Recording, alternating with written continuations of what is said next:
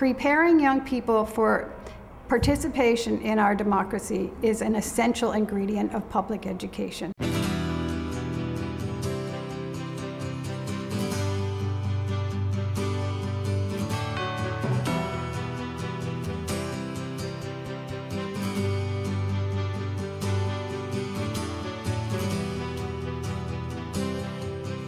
Global Kids is an organization that really wants students to be aware of global issues, and they want them to understand that the world is bigger than America. Global Kids is not simply about having a voice. Global Kids is really about having an informed voice. The thing about Global Kids' approach that really engaged me as a high school student was that it was interactive and it was very thought-provoking. What's good about Global Kids is it gives young people a chance to encounter would-be mentors in a way that normally they wouldn't get. We're part of the US in the World program, which brings about 30 young people to the Council on Foreign Relations. The thing that gives me the most pride is being able to see someone generate a certain insight that they didn't have before about an issue. All the way down the end there, what do you think? You really have a choice on what you want to read or listen to. The media consists of other people's opinion.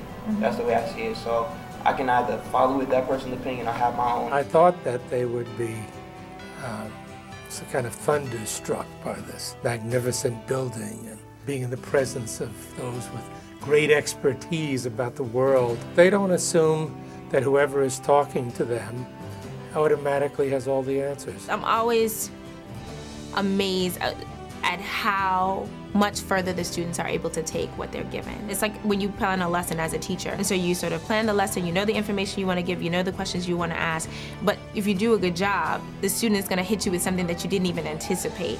And that's a great thing.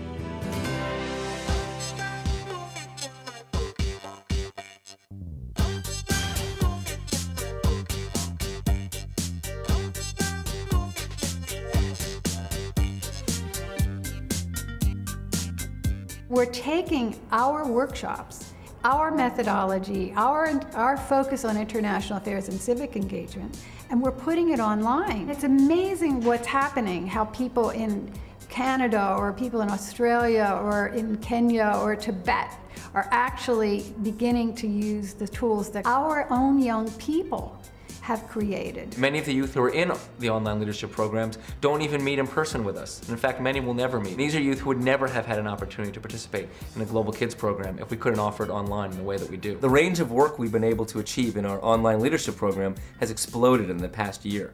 At Brooklyn's High School for Global Citizenship, Second Life is part of a science class. It connects fun and science, which a lot of kids really can't find these days. And it was just fun to do and experience things that you can't really do in the classroom. In our High School for Global Citizenship, an independent evaluation demonstrated that using a virtual world to teach global science raised the grades of the lowest performers while increasing all students' interest in science. Through a virtual world, we were able to support youth in New York City and youth at the Field Museum in Chicago to collaborate on projects to learn about Tanzania, fossil hunting, and then actually work in real time with scientists in the field on a dig. We have released 3 games in 3 years about poverty in Haiti, medical racism in prisons, and Hurricane Katrina. Now, we are expanding our games-based learning programs to New York City public libraries and to locations in and around Boston.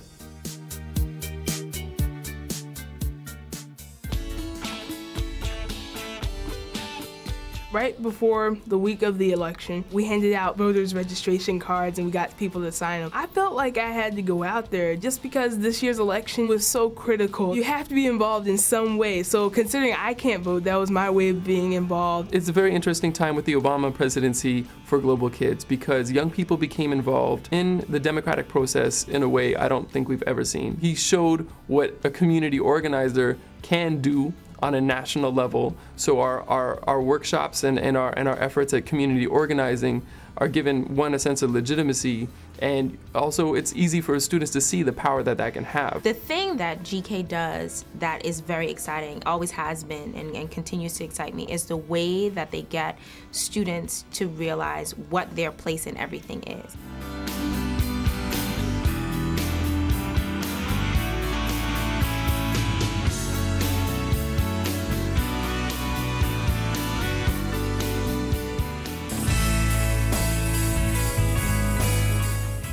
on in our history, we did teacher training.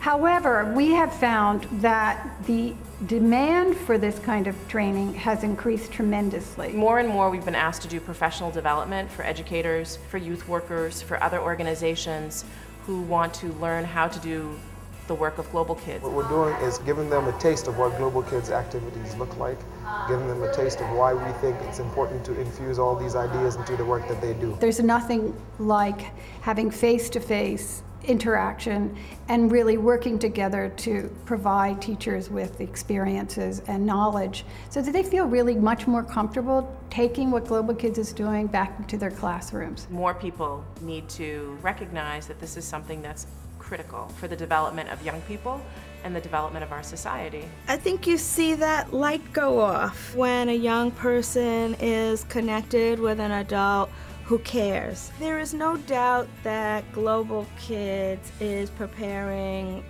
our future leaders.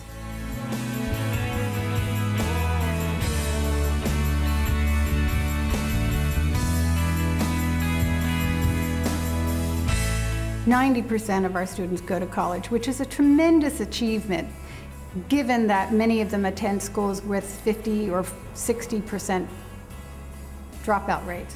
I now am Program Officer for Africa at Vital Voices Global Partnership, which is a nonprofit based in Washington, D.C. that helps emerging women leaders build their credibility, their connections, and their leadership capacity. We've done work in all kinds of settings, and what we have found is that Global Kids has an impact, and that the young people who have gone through this program go out and they have an impact on others.